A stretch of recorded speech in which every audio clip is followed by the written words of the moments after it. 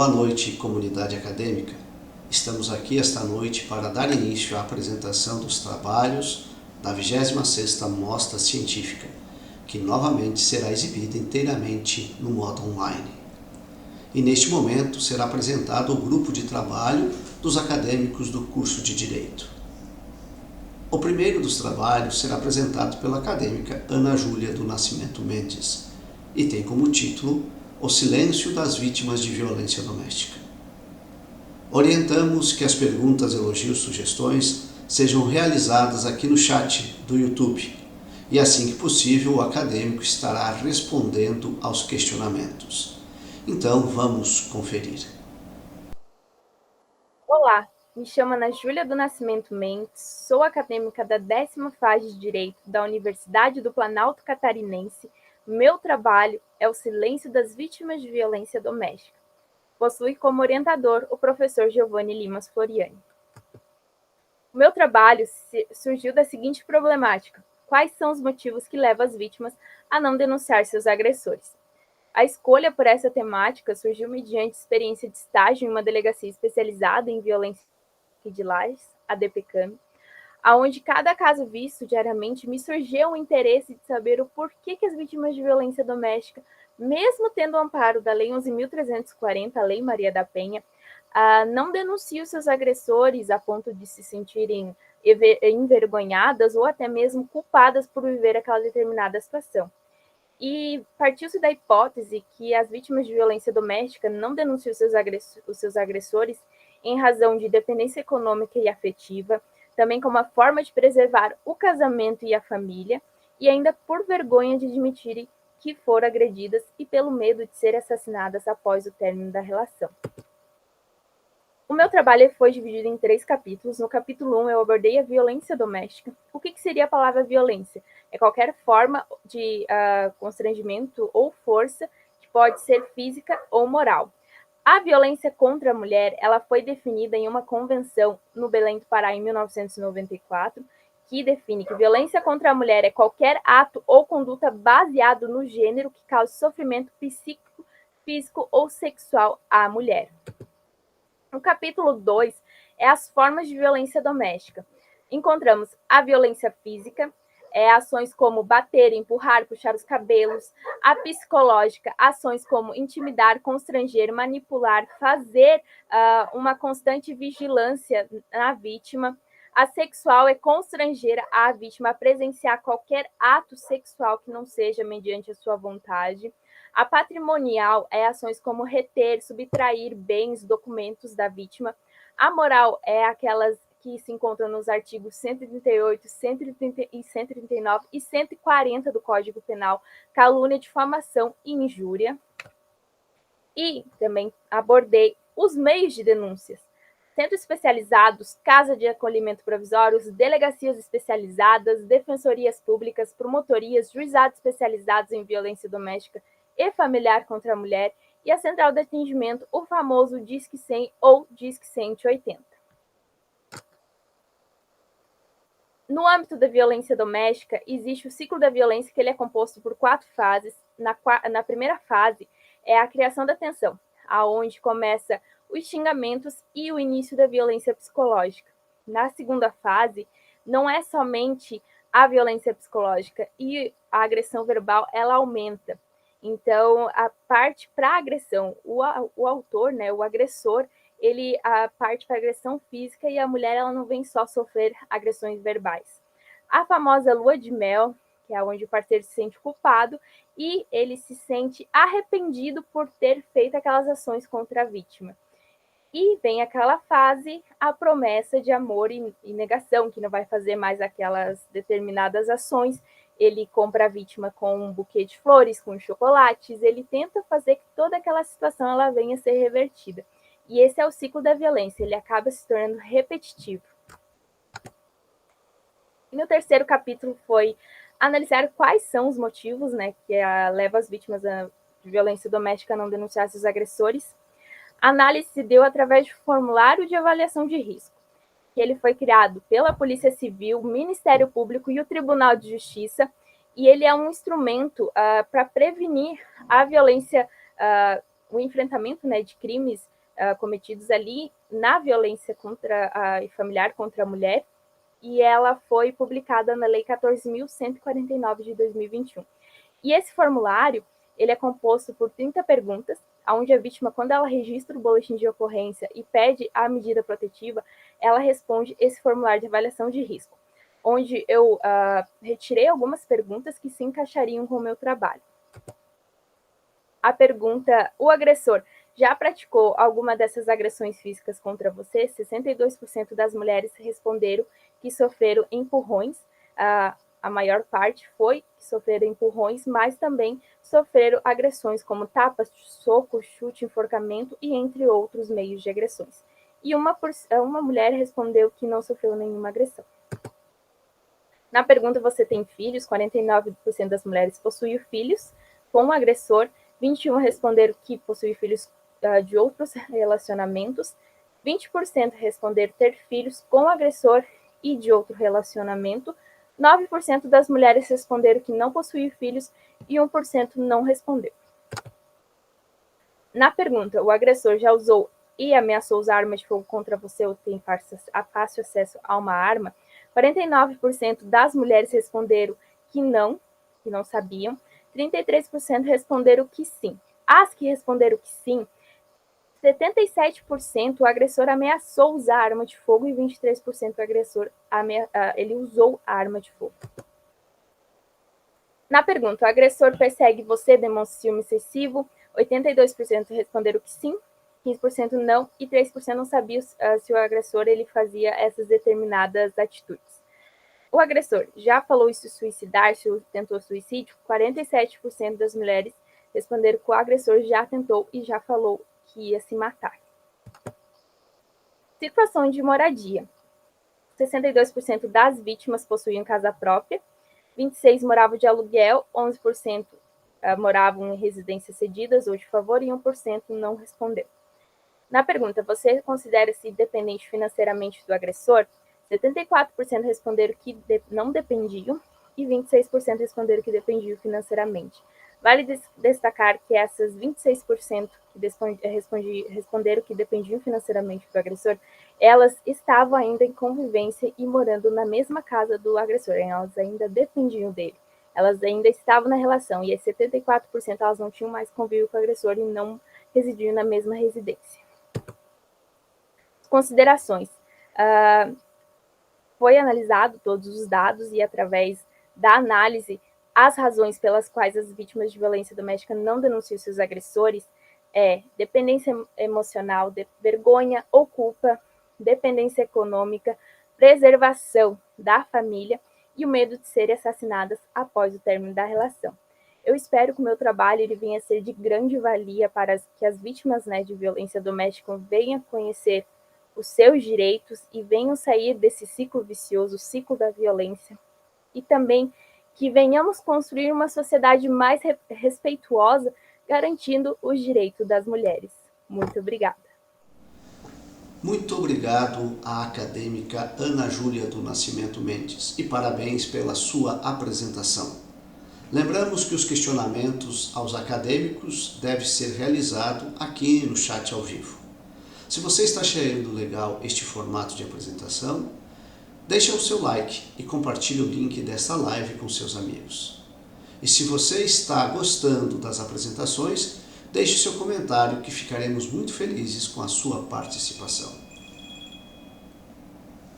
Convidamos agora a acadêmica Vanessa Oneda Taxel para a apresentação do seu trabalho que tem como título da responsabilidade civil em decorrência de violência obstétrica à luz dos princípios da beneficência e da autonomia da vontade. Boa noite, o meu nome é Vanessa Oneda Taxel, eu sou aluna da 8ª fase da graduação de Direito e eu vim aqui apresentar meu projeto de trabalho de conclusão de curso.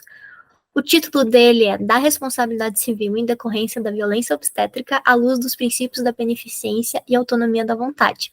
Ele foi orientado pela professora doutora Fernanda Xavier de Souza. Para conseguir entender meu trabalho, eu preciso que se entenda os 4 institutos que já estão no título, sendo o primeiro deles a responsabilidade civil. O que é responsabilidade civil? É o dever que você tem de indenizar, de ressarcir alguém quando você causa a ele dano. O que seria dano? Qualquer coisa que dê prejuízo, podendo ele ser tanto moral, como vamos falar no tópico do próximo tópico, quanto patrimonial. Por exemplo, bati no carro de alguém, foi culpa minha, todo mundo sabe que você vai ter que acabar pagando o conserto. Isso é uma forma de responsabilidade civil, de ressarcir o dano. O dano moral é quando esse prejuízo não é dentro de um patrimônio, não é possível, por exemplo, levar o carro na mecânica e dizer quanto que você vai gastar. Não, o dano moral ele é voltado para a pessoa, é algo voltado para a sua personalidade, um constrangimento, um xingamento. Por exemplo, um exemplo que eu vi na doutrina, que é quando você pega algo na rena e eles esquecem de tirar aquela etiquetinha que grita na saída. Quando você vai sair, ele grita. Digamos que eles venham já falando, é ladrão, é ladrão, é ladrão, pega ele, não sei o quê. E você tá lá. Você não roubou, você pagou, você tem a notinha. Foi um erro do mercado, da loja, que acabou causando para você um grande no constrangimento. Isso seria a pauta para um dano moral. Agora, saindo do dia a dia, vamos entrar no terceiro tópico, que é a violência obstétrica. O que seria a violência obstétrica? É quando a pessoa que está grávida, podendo ser durante o pré-natal, durante o parto e até mesmo em situações de aborto, ela sofre algum tipo de violência, podendo essa ser de moral, como xingamentos, pedindo para não gritar, até física, como tapas ou até mesmo manobras e procedimentos que não deveriam ser feitos, que acabaram sendo. Como um exemplo muito prático que todo mundo que já pesquisou sobre o tema provavelmente conhece é a episiotomia de rotina, que é quando eles fazem um corte na lateral da vagina para facilitar a saída do neném. Só que ele nem sempre é necessário, ele nem sempre pode acontecer, porque ele é muito doloroso, pode ocasionar na perca de sangue, pode ocasionar na dificuldade de recuperação da fibra muscular, porque eles cortam tudo, eles cortam inclusive o músculo. E a manobra de Christeler. O que é a manobra de Christeler? É quando você faz uma força na barriga da gestante, no útero. Essa força é feita com as mãos, com a ajuda do peso do corpo, e para ajudar o neném a sair. Só que não necessariamente existe comprovação científica dessa última. Então, muitas vezes, ela é muito dolorosa, pode ocasionar, inclusive, em quebras de costelas. Por fim, é preciso entender os princípios que eu comentei. Mas como eles se ligam a todo o resto? Os princípios que estão no meu título, eles são bioéticos, ou seja, eles têm que ser usados pelos profissionais da saúde. O primeiro é da beneficência, que é você analisar se o que você está fazendo, o procedimento que você vai fazer, ele vai ser melhor para a gestante do que se ele não tivesse feito ou se fosse outro procedimento. Então, por exemplo, pegamos a episiotomia. Em algum caso, ele pode até ser necessário, mas em outros 200 que foi utilizado, não. Então, é essa balança que precisa ser feita. E o que é a autonomia da vontade? A autonomia da vontade, dentro da bioética, é você poder aceitar ou recusar o teu próprio tratamento. Então, dentro da violência obstétrica, o que pode acontecer? Muitas vezes não é falado para a gestante, a gente vai fazer uma episiotomia, a gente vai fazer isso, a gente vai fazer aquilo. Muitas vezes não é feito, porque a pessoa já está ali com muita dor, tudo, e isso acaba ferindo o princípio da autonomia da vontade, porque ela tem todo o direito de dizer, não, mas eu não quero corte, mas é melhor para você, não, mas eu não quero. Do mesmo jeito que, por exemplo, as testemunhas de Jeová têm o direito de recusar o sangue, é dentro desse princípio. Qual que é o meu objetivo geral? Eu quero estudar se é possível ou não a aplicação da responsabilidade civil em decorrência da violência obstétrica, mais especificamente do dano moral, levando em consideração esses princípios da beneficência e da autonomia da vontade. Metodologia. Foi usado o método indutivo por meio de pesquisa bibliográfica. A minha hipótese é baseada na possível aplicação, mas ela sempre pode ser negada no final do trabalho, mas eu acredito que ao final do trabalho vai ser possível a aplicação do dano moral nos casos de violência obstétrica. Essas aqui foram a minha bibliografia.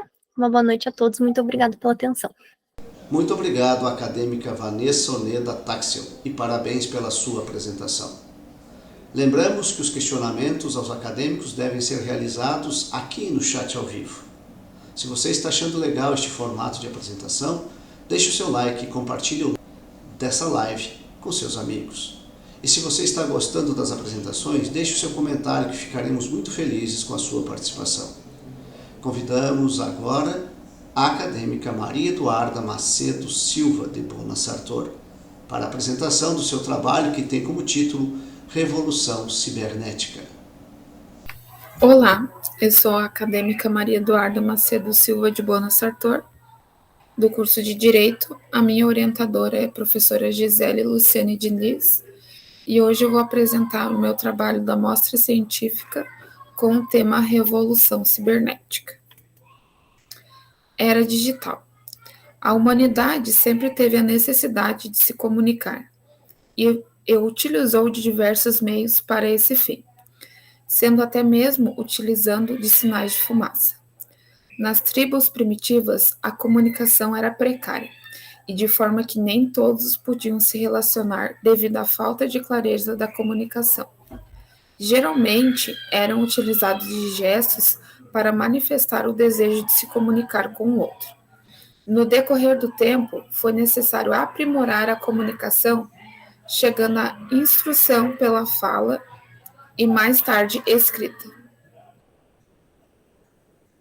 Com a evolução da raça humana, a comunicação precisou se adequar com as necessidades das pessoas, por exemplo, o telégrafo e as linhas telefônicas, que revolucionaram a forma de se comunicar nas décadas passadas. Hoje estamos na era digital e com a evolução da tecnologia, hoje temos diversas formas de comunicação. Mas até chegarmos até a internet com a fonte principal da comunicação atualmente, vale lembrar que teve um trabalho árduo de pesquisa e desenvolvimento para a evolução dessa tecnologia. Antigamente era muito arcaico a utilização dos primeiros computadores, onde eles eram utilizados basicamente para fins militares. E hoje, graças ao avanço tecnológico, temos a possibilidade de falarmos com uma pessoa do outro lado do mundo de forma instantânea.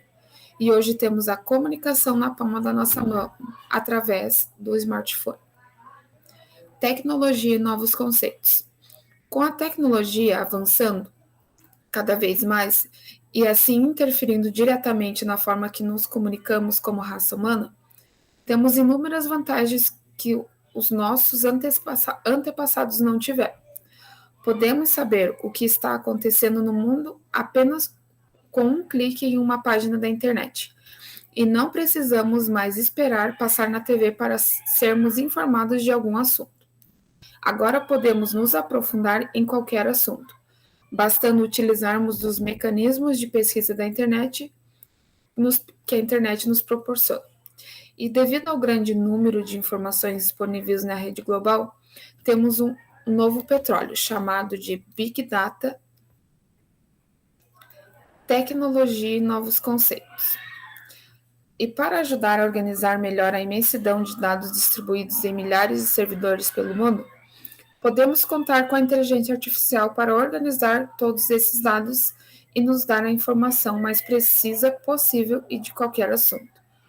Mas para tudo isso funcionar perfeitamente bem, é preciso de um sistema computacional para processar todas essas informações, na qual chamamos de algoritmos. Com a colocação de dados Big Data que está disponível na rede global internet, é preciso de um refinamento para que os dados se tornem em informação. Para isso, temos o trabalho de manipulação dos dados e a disponibilização desses de forma clara e objetiva para que esses dados de fato sejam uma informação relevante, e para isso adotamos a tecnologia de Machine Learning, a qual possibilita a transformação de dados em informação. Os algoritmos e a sua utilização no mundo atual. Hoje, praticamente tudo no meio da comunicação via internet está interligado por algoritmos. Por exemplo, quando fazemos uma simples pesquisa no Google. Quando usamos uma rede social, estamos disponibilizando os nossos dados pessoais para a plataforma, podendo ser Instagram, Facebook, Twitter, WhatsApp, entre outros. E essas plataformas criam algoritmos capazes de traçar o perfil de cada usuário através do acesso e das dinâmicas de cada usuário que usa o sistema. Isso faz com que o algoritmo disponibilize a informação que o usuário tem a intenção de acessar. Com isso, o mundo capitalista conseguiu se inserir nesse meio tecnológico. Assim, cada usuário em um futuro comprador de um produto que ele gostaria de comprar de uma determinada empresa, isso tudo com base no refinamento dos dados coletados de cada usuário. Algoritmos com vieses. Como é de conhecimento geral, sabemos que todos os sistemas são compostos por vários algoritmos, nos quais são desenvolvidos por programadores, que por sua vez são pessoas que desenvolvem sistemas para uma demanda específica. Embora a evolução da tecnologia possibilite que o computador aprenda sozinho, ainda é necessária a manipulação por parte dos desenvolvedores desses algoritmos.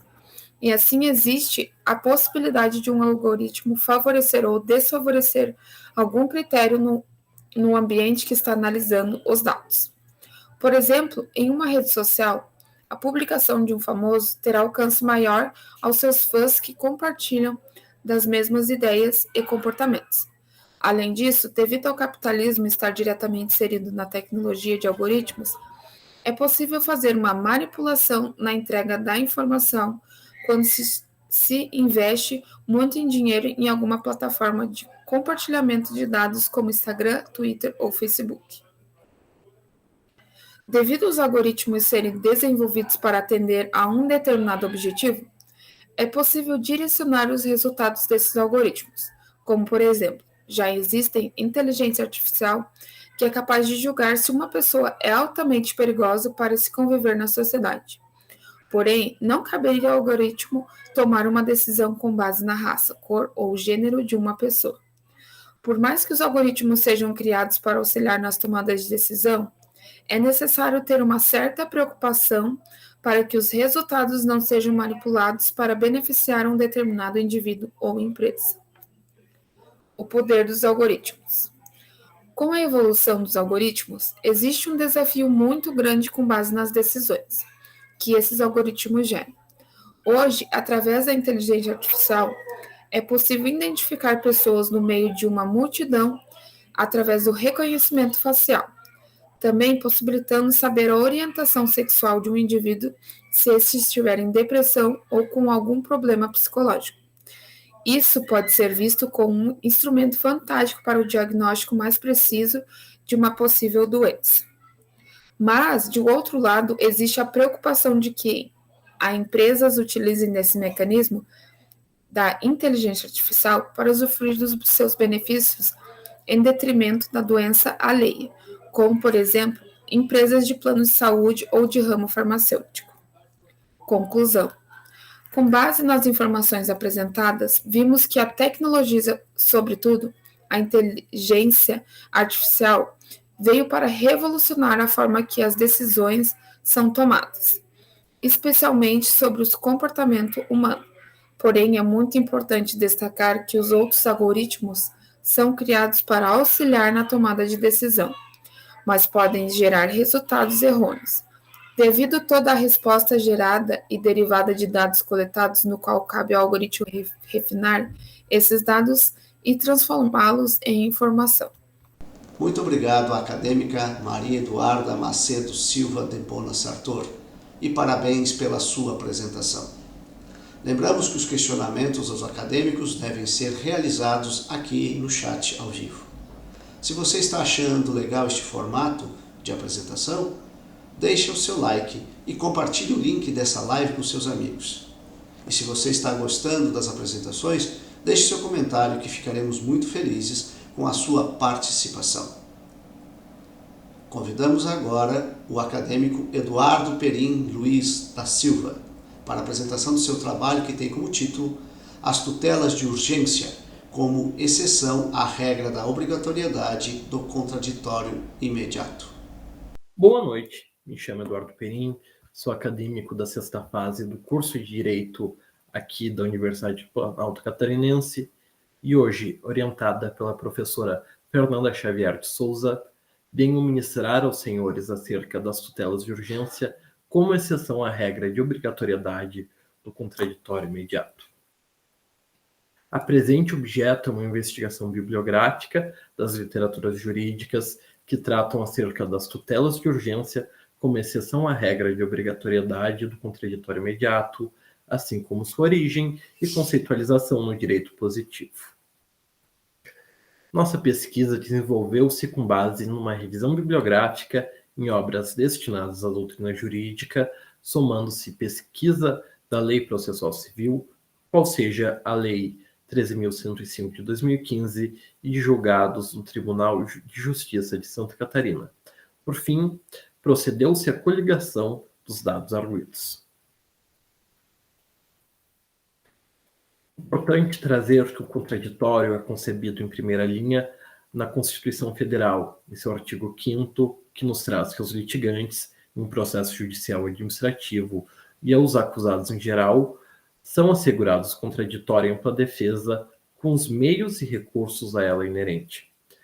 No mesmo liame, o professor Nelson Neri Júnior conceituou o contraditório como a necessidade de dar conhecimento da existência de ação e de todos os atos do processo às partes, e de outro, a possibilidade de as partes reagirem aos atos que lhes sejam desfavoráveis. Eupídio Donizete também nos traz que o contraditório é o direito da ciência dos atos processuais e a faculdade de participar do processo. É uma garantia trazida às partes de possibilitar uma defesa real, é uma possibilidade bilateral, efetiva e concreta de se produzir provas, aduzir razões, recorrer de decisões, agir, enfim, estar em juízo a fim de tutelar, de convencer o julgador que o seu pedido de tutela é o digno da proteção estatal. Tem-se ainda o princípio da não-surpresa concebido no artigo 10 do Código de Processo Civil, que nos traz que o juiz não poderá decidir em grau algum de jurisdição com base em fundamento a respeito da qual não se tenha dado às partes oportunidade de se manifestar, ainda que se trate de matéria sobre a qual deva decidir de direito. Assim, o princípio da não-surpresa nos traz que o juiz deve, antes de ter sua decisão, antes de proferir uma sentença, ouvir ambas as partes, aduzir suas razões, de modo que possa desistir de forma justa e ponderada. Ainda o artigo 9º do Código de Processo Civil nos traz que não se proferirá decisão contra uma das partes sem que ela seja previamente ouvida. Não obstante, no parágrafo único do citado artigo, são trazidas algumas exceções, sendo ainda no inciso 1º a maior exceção delas, qual seja a tutela provisória de urgência. A tutela provisória de urgência é concebida no artigo 300 do CPC, que impõe que a tutela de urgência será concedida quando houver elementos que evidenciem a probabilidade do direito, fumum boniuris e o perigo de dano ou ao risco do resultado útil do processo, qual se é chamado pela doutrina de periculum in mora. Para Eupídio Donizete, haverá urgência quando existirem elementos nos autos que evidenciem a probabilidade do direito e o perigo na demora na prestação judicial. Ou seja, para que seja concedida essa tutela provisória, é necessária a semente do bom direito, a probabilidade que aquele direito arguido seja julgado precedente e também o perigo da demora estatal, o perigo de que, se o Estado demorar em trazer aquela proteção ao direito, este se perca, este feneça. Para quem de Assis, a regra de exigência do contraditório prévias decisões judiciais tem, por exceção, a hipótese da tutela de urgência. No caso da tutela de urgência, haverá o contraditório. Serão intimadas as partes, sobretudo o réu, para que se manifeste acerca dessa decisão, aduza as suas razões, eventualmente requer uma reconvenção, mas este contraditório não será imediato, não será anterior à decisão, ele será posterior. Neste caso, o contraditório não será prévio e será chamado de contraditório posterior ou contraditório diferido. Este é caracterizado por Eupídio Donizete como uma exceção, eis que a regra é sempre a realização do contraditório prévio. Tal postergação do contraditório não seja necessariamente nulidade, como veremos em seguida. Em decisão recente, o Tribunal de Justiça de Santa Catarina julgou, em agravo do instrumento, que a antecipação da tutela de urgência não enseja em ofensa devido ao processo legal ou contraditório e nem mesmo ampla defesa. Veja, o processo está seguindo a forma prescrita em lei, qual seja o artigo 300 e posteriores do Código de Processo Civil. O contraditório será possibilitado às partes, ainda de forma ulterior. E ampla defesa também existirá, ainda que retardada. Desta forma, não há ocorrência de um cerceamento de defesa. A medida da tutela provisória de urgência é legalmente prevista e, se estiver suficientemente motivada nos autos, inexiste qualquer violação aos princípios processuais. Sendo assim, a disposição do artigo 9º inaplicável às tutelas provisórias de urgência. Assim, pode-se concluir diante do exposto que, diante da jurisprudência apresentada em análise comparativa com a lei e a doutrina citadas, que é legal a possibilidade de se postergar o contraditório sem sequer ferir os princípios do devido processo legal e da não surpresa. Eis que o litígio será seguido de justa forma e prescrita na lei adjetiva civil, desde que havendo possibilitação ao réu de contradizer o alegado no petitório exordial, sendo apenas a manifestação contraditória acerca do ato adiada para momento futuro do processo. Ainda importante apontar que a doutrina majoritária, com ênfase na bibliografia estudada e citada, encontra-se em perfeita consonância para com a interpretação do Tribunal de Justiça de Santa Catarina, que entende o dispositivo ipsis literis, na letra da lei, reconhecendo que o contraditório se tornará diferido quando, diante da urgência para evitar a extinção do direito, se fizer necessária a tutela jurisdicional imediata.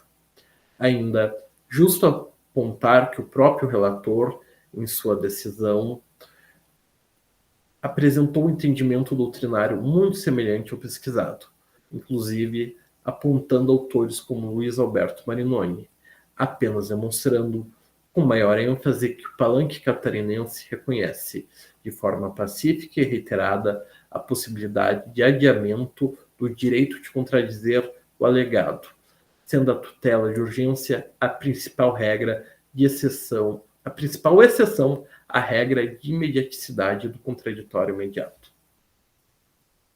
Ainda deixo aqui aos senhores a bibliografia utilizada.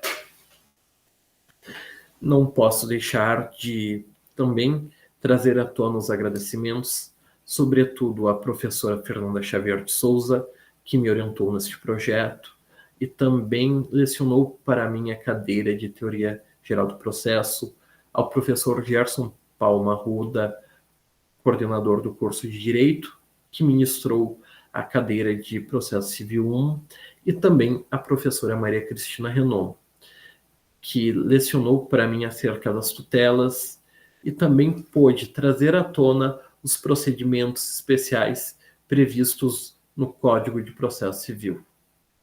Muito obrigado ao acadêmico Eduardo Perim Luiz da Silva e parabéns pela sua apresentação.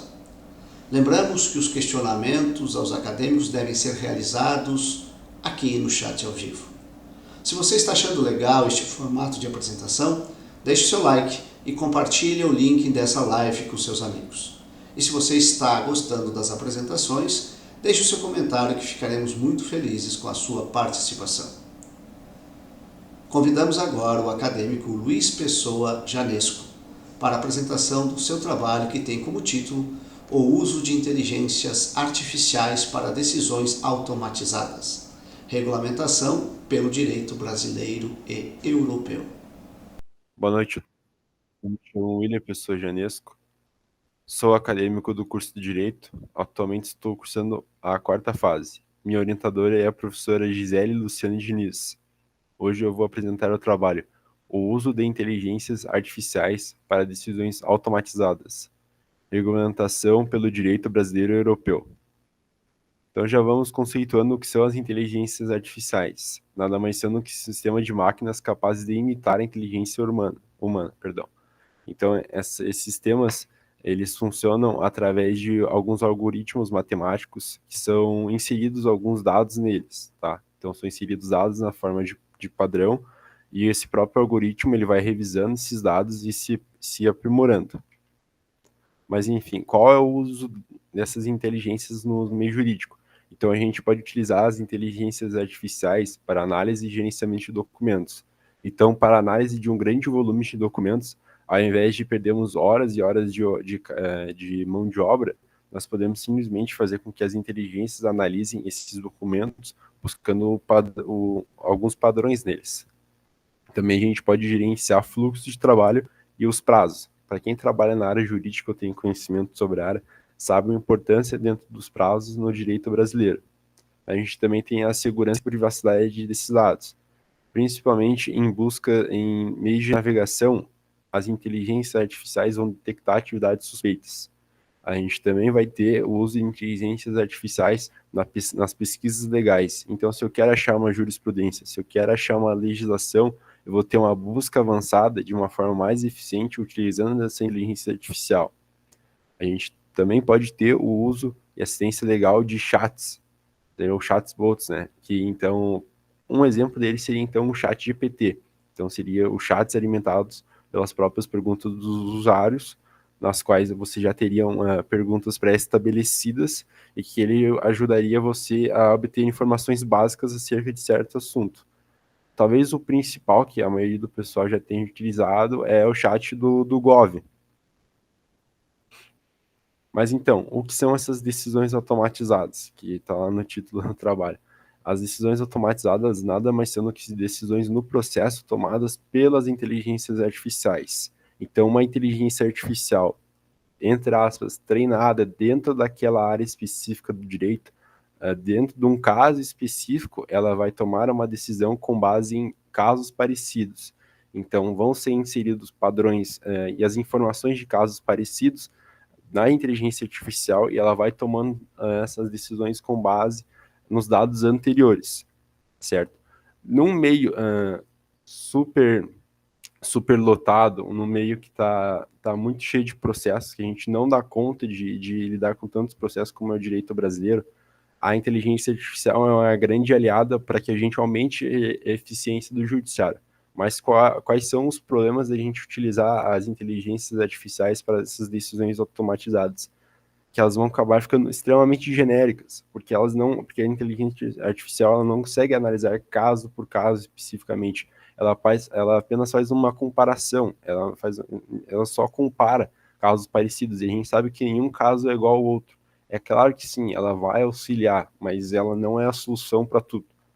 Então, os principais problemas são ela ser extremamente genérica. O outro problema é, como eu falei, esses dados que são implementados nela são com base em casos anteriores, que foram tomados por pessoas, é a interpretação do juiz. E como o juiz é um ser humano, assim como qualquer jurista, enfim, ele vai ser fadado ao erro. Então, essas diversas sentenças vão acabar meio que tomando as decisões das inteligências artificiais como um determinismo, ou seja, ela vai no mais genérico.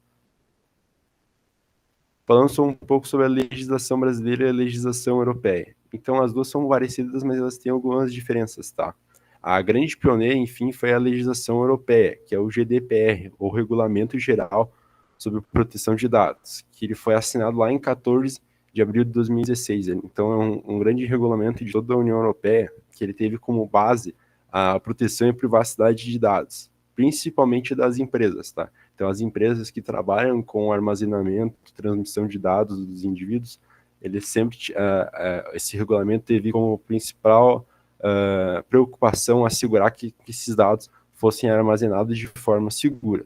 E também, inspirado no GDPR, a gente teve a Lei Geral de Proteção de Dados, ou o famoso LGPD, aqui no Brasil, que é a Lei 13.709 de 2018, que ela também estabeleceu regras sobre a conduta, armazenamento e compartilhamento desses dados. Tudo isso, claro, no meio digital, a fim de buscar essa privacidade dessas informações. Mas, infelizmente, o Brasil não conseguiu exportar tudo de bom. Ele deixou a desejar em diversos pontos. E quais são as principais diferenças da Lei Geral de Proteção de Dados e da GDPR nas decisões automatizadas? É que a GDPR, ela não garante, a Lei Geral de Proteção de Dados, ela não garante uma revisão dessas decisões automatizadas pelos seres humanos. Inclusive, teria, então, no início da LGPD, da Lei Geral de Proteção de Dados, o parágrafo 3º do artigo 20, na qual ele garantia que essas decisões automatizadas, uma vez questionadas, poderiam ser revisionadas por um ser humano, mas esse parágrafo foi vedado, ou seja, não existe mais essa possibilidade. O que existe atualmente na Lei Geral de Proteção de Dados? Que uma decisão automatizada seja revisada, mas por um outro sistema, outra inteligência artificial, não por um ser humano. Enquanto na GDPR, qualquer decisão natural que afete diretamente o ser humano pode ser, sim, revisionada por um juiz. Então, falando sobre os problemas e os crimes gerados no meio digital, falando então sobre o porquê da existência dessas leis sobre essas legislações acerca do mundo digital. Então, a gente vê muitos crimes e problemas. Um deles seria, então, o estelionato digital, principalmente nas pessoas que têm pouco conhecimento acerca do mundo digital. A gente vê uma grande parcela sofrendo muito com isso, que seriam os idosos. A gente também vê muito o crime de injúria racial, o crime de racismo. E as principais preocupações, como eu disse, então, seriam então, a invasão da da privacidade e o vazamento desses dados. E a gente também tem, principalmente em outros países, seriam a falta de liberdade de expressão. A internet, que seria um meio comunicativo para aumentar a liberdade de expressão, uma liberdade de busca de conhecimento, lá acaba sendo utilizada, então, como um meio de repressão, um meio para buscar a censura. Acho que todo mundo sabe, né, a importância da internet e o avanço tecnológico que ela significou para a nossa civilização. Então, a gente tem uma facilidade tremenda hoje de transmissão de informação, claro, desde que ela mantenha um nível de segurança, uma globalização das economias. Nunca houve, então, uma globalização antes vista. As navegações não são nada comparado hoje com a internet. A gente teve uma mudança completa no meio de entretenimento, avanços gerais na medicina. Enfim, é gigante o leque de avanços que a gente teve com a internet. Mas, é claro, assim como as inteligências artificiais o ser humano está tendo uma dependência com as inteligências artificiais, a gente vê um reflexo disso em quantos trabalhos hoje em dia são feitos com o ChatGPT. A gente vê também que hoje o ser humano é viciado na internet. Então, a gente pensa sempre no contraponto. E se houvesse um apagão tecnológico, o quão dependente o ser humano vai se tornar da internet, como já é, mas das inteligências artificiais, que essa tecnologia ainda está nos primórdios ainda, a gente não tem nem noção de onde vai chegar isso. E para concluir, eu trago um pensamento, que as tecnologias, que a legislação deve acompanhar o avanço das tecnologias, que vão cada vez mais avançar. E que, claro, a legislação tem que acompanhar sempre a tecnologia, mas que ela deve sempre garantir os direitos fundamentais. Então, eu acho que é isso. Muito obrigado pela atenção de todos. Tenham uma boa noite. É isso aí, pessoal. Parabéns ao acadêmico William Pessoa Janesco pela apresentação do seu trabalho. Aproveito para parabenizar todos os acadêmicos deste grupo de trabalho do curso de Direito. E também parabenizo toda a equipe organizadora da 26ª Mostra Científica da Uniplac. Esta live ficará disponível no YouTube dentro dos canais de comunicação da Uniplac. Sendo assim, agradecemos a sua participação e audiência. Muito obrigado e até a próxima.